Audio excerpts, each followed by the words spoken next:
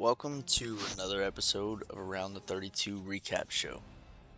It just wouldn't be right if we weren't doing this after midnight. Thanks to Bobby and B. Goins for taking their sweet time getting their game in. And what a game it was, guys. We had a crazy day with playoff games, a really good slate.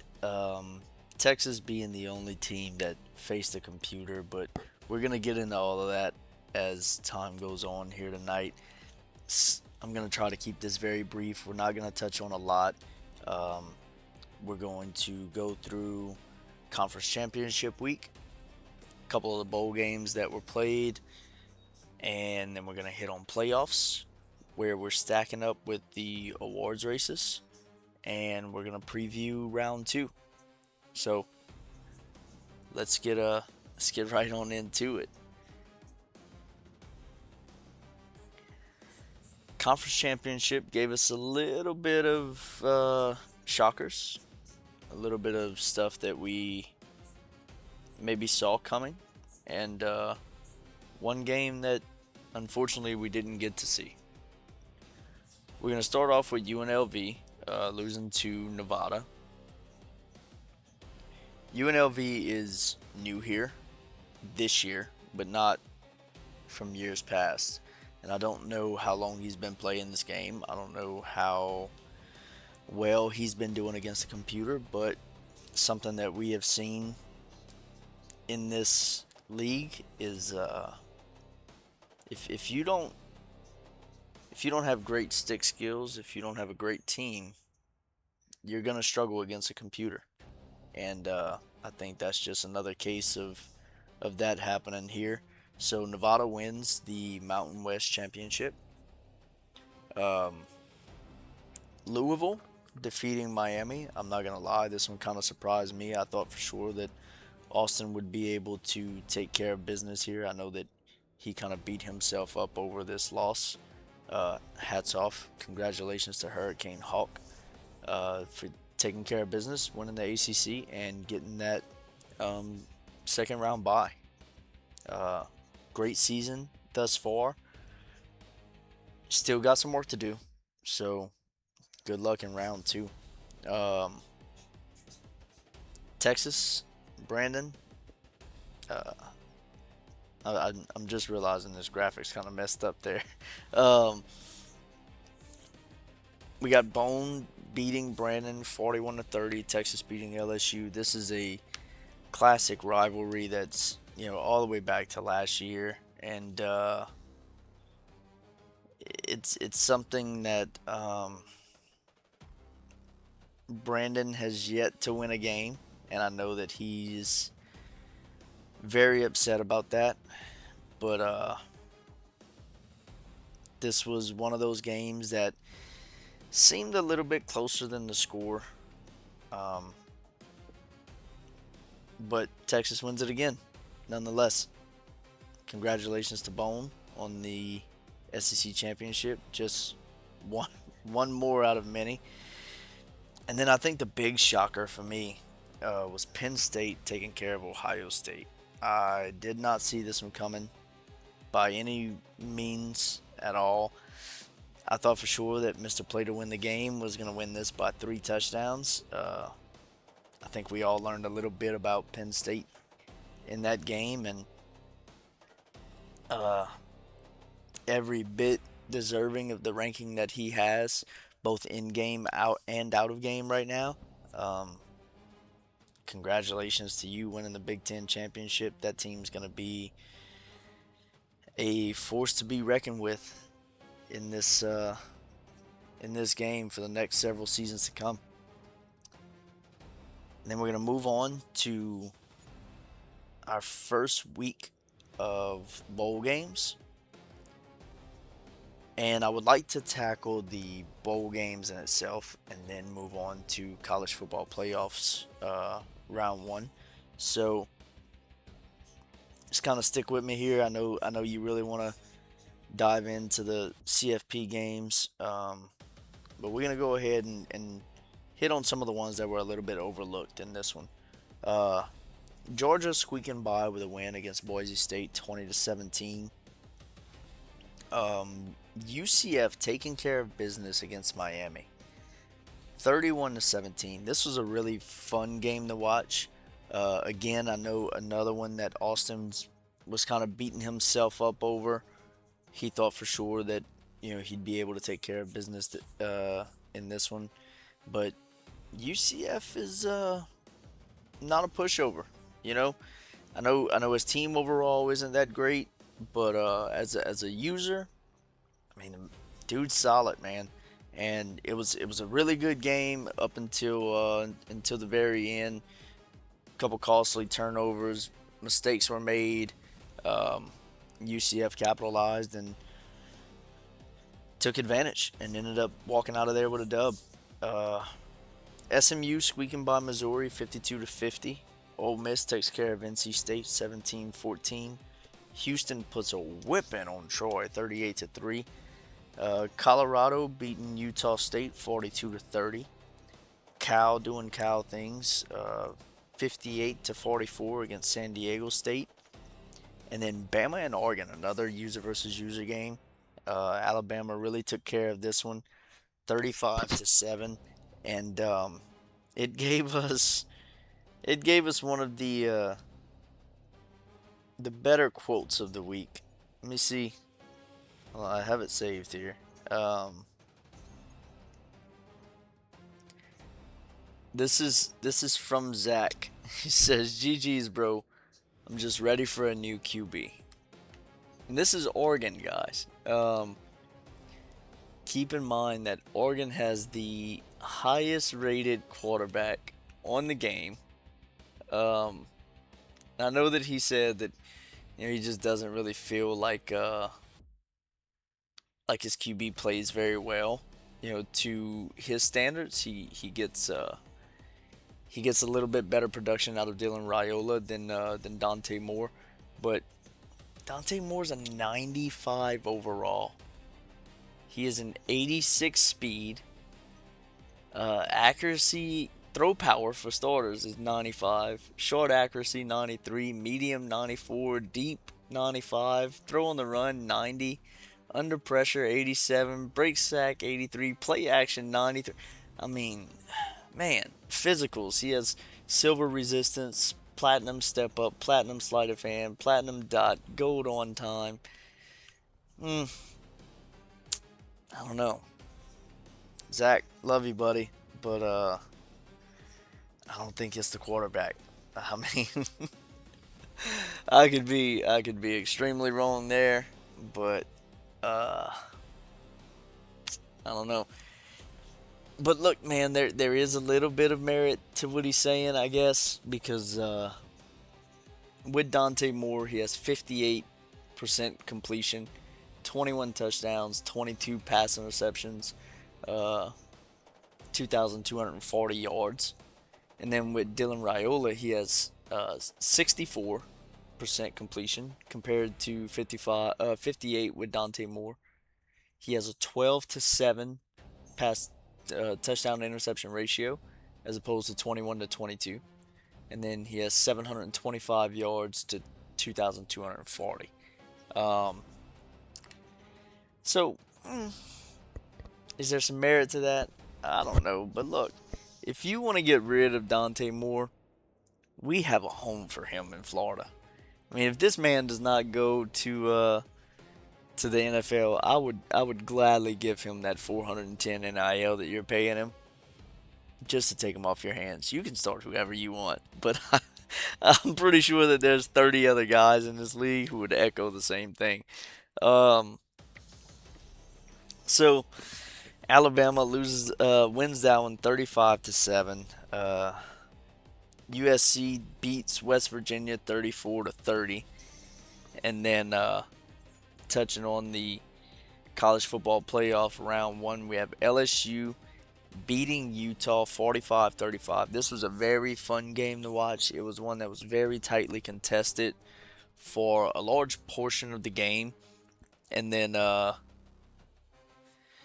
there were a couple mistakes that were made that Utah kind of got away with, and watching it live, I was texting some of the other guys, and um, they were saying how, this game could come down to the person who has the ball last, and right as I said it, there was a fumble that happened. I said, I don't know, Utah's users made a couple bad reads. I think it's only a matter of time that, he's going to put the ball in danger, and this one's going to change a little bit. Uh, that's not a direct quote. It's kind of paraphrased a little bit there. But as soon as I said it, the fumble occurred down in his own territory. He was getting ready to score, and he put it on the ground. LSU picks it up. Um, Brandon goes down and gets a really quick touchdown. If I remember right, it was like 3 or 4 plays. Um, Really fast, hard hitting, quick drive to kind of put this one to bed a little bit. And yeah, so he takes care of business 45-35.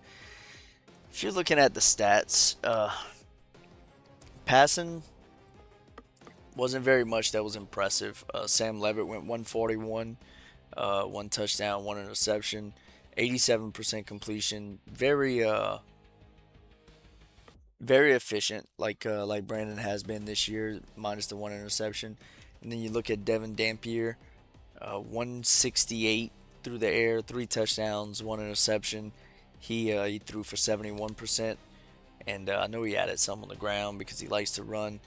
He had 10 carries, 17 yards, and I feel like those 17 yards are gonna be like I've been saying, this whole time. Those 17 yards are gonna be skewered a little bit by those sacks that he took, and that one costly fumble that he had.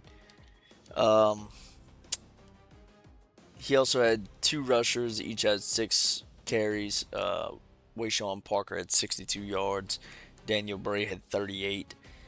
On the flip side, LSU um, doing what Brandon loves to do, splitting carries. Harlan Berry with 12, Caden Durham with 14. Harlan Berry 131, Caden Durham with 98. Both of those had 2 touchdowns apiece. If I remember right, it was actually Harlan Berry who put the game away, but I could be slightly wrong there. Um, yeah, it was a great game, man. I don't want to do this for every game, but I feel like that this one was one that was really fun to watch. It was one that was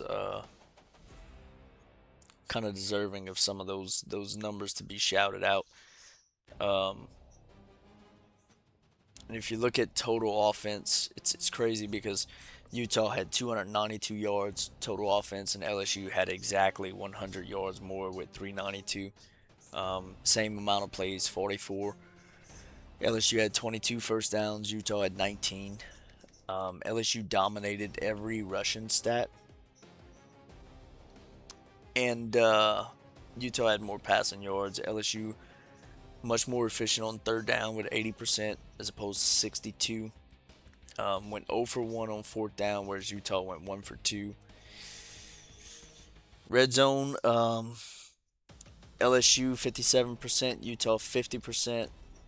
LSU won the turnover battle. Uh, oh yeah, and Utah had a kick return for a touchdown. Um, I don't know what it is about this year's game, man, but kick returns are much more common in this game. I'm guessing maybe there's just better blocking on kick returns now. But man, I've watched a couple games, and it's happened to me a few times as well, where guys are just getting massive returns on kickoffs. It's almost like you want to just take it out the end zone every single time because of it. Um, Moving on, the next game we have Florida State 40, Texas Tech 21. Sticks taking care of business. Um, this game was pretty close in the first half.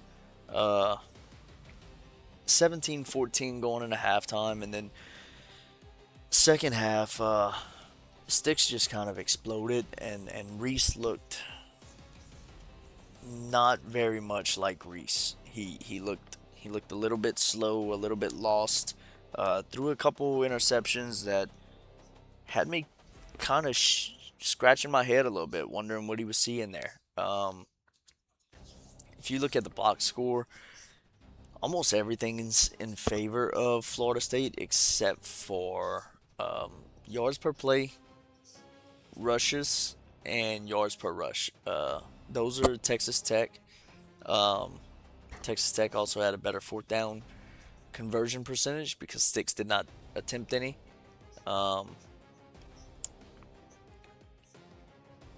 but yeah, man, this game was mostly all Sticks. There's not much to really say about it. I guess we can kind of touch on some player stats here. Kevin Sperry, 15 of 20 for 230, three touchdowns, no interceptions. Quintravian Wisner had 14 carries, 60 yards, no touchdowns. Deuce Robinson, and I'm telling you guys, if y'all play Sticks and you do not take Deuce Robinson away, you're not winning that game. I mean, that's Sticks' favorite target, and he's gonna be unbelievable for him down the stretch here. He had 5 catches, 107, two touchdowns, and then Osmane Chroma, um, running back, added 4 catches, 47 with a touchdown. And on the flip side of things, at Texas Tech, Will Hammond he was 9 for 20. Looked like he was kind of seeing ghosts out there for a little bit. 152, one touchdown, two interceptions. Jacoby Williams on the ground had 8 carries, 75 yards, two touchdowns. It sucks that he got behind a little bit. Maybe gave up on the run game because he was running the ball so well. He had 9.4 yards a pop with his running back. Uh, and maybe hindsight 2020, he would have continued to run that ball.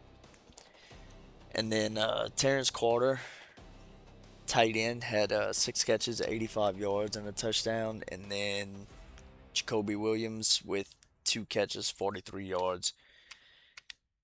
Reese only had 3 pass catchers. I know, you only complete 9 passes, but man, that's got to be the story of the game, right? Is that Florida State kind of locked it up a little bit. Texas taking care of Jacksonville State. It sucks that this was not a all-user playoff. We desperately need to get some users that are going to get that auto bid spot, so that we don't have this every single year. I think it would be nice if we had 2 or 3 of them that were competing for that, G5 spot. I think is it still G5 maybe. Um, there's been so much shaken up over the last couple seasons. But yeah, I don't think UNLV should be the only team there competing. Um, I think there should be a little bit more competition for that last playoff spot. And then that takes us to the game of the night, pretty much. With, I'm sorry, my phone's going off. I think it's you guys. Um, with Indiana shocking the country, beating Bobby 30-28, and man, let me tell you, the ultimate Jekyll and Hyde performance out of B. Goins here. Played an absolute amazing, great game from start to finish. At times it looked like it could kind of go either way. Um, Notre Dame jumps out to a 7-0 lead in the first, and then it's 14-10 going into halftime, Notre Dame's way.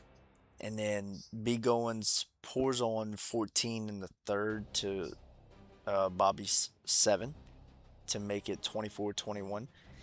And then Bobby ends with 28 and B. Goins with 30. And man, just great game by him. Had 20 touchdowns to Bobby's 20 first downs. I'm sorry, to Bobby's 12.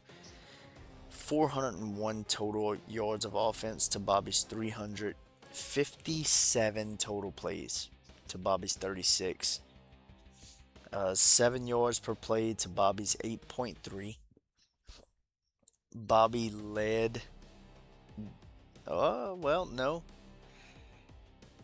No, B. Goins actually led as far as rushing yards goes. He had 27 carries, 189 and 1, whereas Bobby had 18, 145 and 3. So, he was doing what he's done all season. He was running the ball very well. He had 8.1 yards a pop to be going 7. Um, the passing is where it really kind of separates, though. Indiana 21 of 30 with 2 touchdowns. Notre Dame 11 for 18 with 1. Um, Indiana 212 passing yards. Notre Dame only 155. Notre Dame 62% on third down. Indiana 40. Indiana converted a fourth down. Notre Dame didn't even attempt one. In the red zone, Indiana 60%. Notre Dame 50. And then the key is turnovers. Indiana, perfect. Notre Dame, 2 interceptions. And that kind of spells the story of this game, right? Is that 2 costly mistakes led to a 2-point loss. So, congratulations to Brandon, to Sticks, to Bone, and to B. Goins. Better luck next year to the rest of you guys. I'm excited to see what y'all are able to do in the second round of the playoffs here. The rest of you guys, we got spots at the beach. I mean, I've got chairs lined up, guys.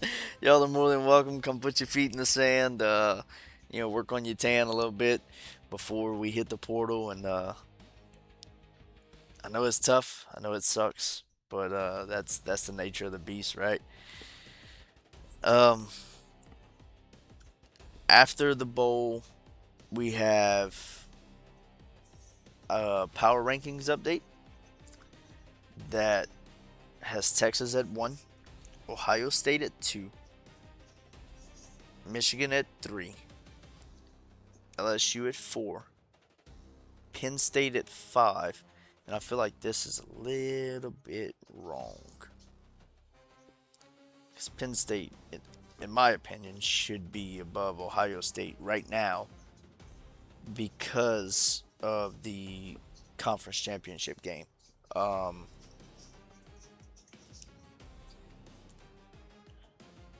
But we'll roll with it. I mean, AI is doing what AI does, I guess.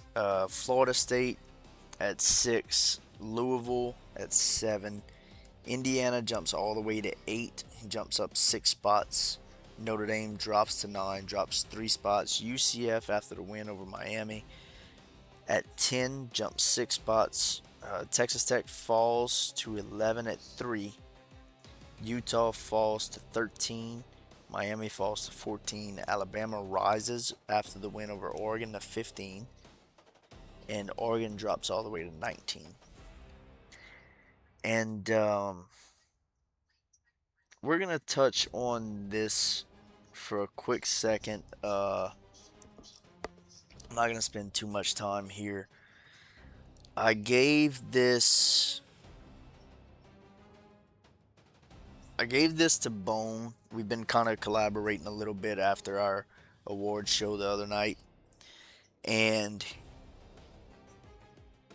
he didn't offer much feedback. He didn't push back on anything, didn't offer any changes. So I don't know if he's wanting to roll with this, but as of right now, this is what we have for the top 10 of the player positions. Coach positions, The coach awards, I mean, are pretty much locked in the top four, and we're just waiting it out for the end of the season to see who gets awarded those awards.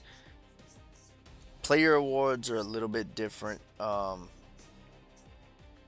I did not update these stats before the bowl games, so some of these are going to be a little bit different. But freshman of the year, we have number one Kevin Sperry, the quarterback of FSU. Number two, Jonas Walton, running back at Notre Dame. Number three, Ian Primer, tight end at Notre Dame. Number four, Hayden Lowe, left edge at Miami. Number five, Trey Bell, strong safety, FSU, who also made a really beautiful interception in that game. Um, and if I remember right, it was returned for a touchdown. Number six, Savion Hitter, running back for Michigan. Number seven, Mark Bowman, tight end, USC. Number eight, Jacob Weatherspoon, free safety, UNC. Number nine, A.K. Deer, running back for Bama. Number 10, Keelan Russell, quarterback for Bama. If you are watching, I don't know if you'll be able to see the stats very well. It looks very small on my screen, so I had to pull it up on my phone. But I'm gonna post this in the Around the 32 channel on Discord so that you guys can see all of this as well, along with some of the other graphics that I've shown here tonight. Um, Defensive Player of the Year, we have number one Troy Bowles, Mike from Michigan. Number two Clev Lubin, right edge for Louisville. Number three Jonathan Hall, Mike for Utah. Number four Stanquan Clark, Mike for Louisville. Number five Dajon Lee, cornerback for Bama. Number six Francis Braywood, D tackle, Notre Dame. Number seven Jordan Ross, left edge, LSU. Number eight Mandrell Desire, left edge, FSU. Number nine Sincere Edwards, left edge, UCF. And number 10 Damon Wilson, right edge, Miami. And then offensive player, this might shock some people, but I feel like Devin Dampier deserves number one, and it's not even close, in my opinion. That opinion does not change after the game against LSU today, because he still played very, very well. Curious to see what you guys think, but that's my opinion. I'm waiting to see what Bone wants to do. If he's gonna submit his own top 10, and we're gonna collaborate and go back and forth and do it that way, or if he's just gonna take this top 10 and adjust um, the way that he wants to put those awards together. I don't know, but this is my top 10. So, number two, Isaac Brown, running back, Louisville. Congratulations on the Heisman. Number three, T.J. Mobley, running back for Notre Dame. Number four, Malachi Tony, wide receiver, Miami. Number five, Deuce Robinson, wide receiver, FSU. Number six, Julian Sayin, quarterback, OSU. Number seven, Nate Frazier, running back, Georgia. Number eight, Bo Jackson, running back, OSU. Number 9, Makai Hughes, running back, Houston. Number 10, Arch Manning, quarterback, Texas. So, we'll see as the playoffs conclude how these awards kind of shape up, and I'm excited for it, man. Hopefully, I'm back home from vacation whenever the show happens. If not, I fully trust that Bone and whoever else that he chooses to help give that show will do an absolutely amazing job giving that to you guys. Because I don't know how involved I'm actually going to be at that point next week. And to wrap it up, we're going to look at the playoffs for round two. Um, Michigan and Texas. I think that this one could be a lot of fun to watch. I think we could see some massive fireworks on the ground. We know that Michigan loves running that hawk formation. So I'm curious to see how Bone's going to respond, how he's going to choose to prepare, how he's going to try to handle that. Um, and on the flip side, how Michigan's going to handle Arch Manning's legs. Then we got Penn State, LSU. Man, out of all the draws to draw, I feel like this might be one of the tougher ones for LSU because Penn State doesn't have a lot of tape, right? We have what, 3 user games on him. One of those against OSU in the championship game, and like I said earlier, man, we kind of thought that OSU was gonna run away with that one. So he's proven to be much better than anticipated for sure. And then we have Louisville, and FSU. It's always hard to pick against sticks. Regardless of who his team is, he has shown this season that Florida State is not in a rebuild at all. At this point, I'm thinking that maybe if Sticks had taken North Dakota State University, he'd be in the playoffs right now. I mean, the dude is just inevitable, right? Death, taxes, and Sticks being in the playoffs. And then Indiana, Ohio State. That's gonna be another tough one, and I'm curious to see if Jekyll or Hyde shows up for that game. But I sure hope that he is prepared to play this in the middle of the day because we know that these two schedules can be a little bit conflicting. Indiana likes to play his at night because of family time and his gigs and the way that work goes sometimes. And Ohio State likes to be in bed sometime around like 7:30, 8 o'clock Central. So curious to see how that's going to line up and if that actually plays into the way that one of these guys plays the game. You know, does the potential change of schedule affect their play at all?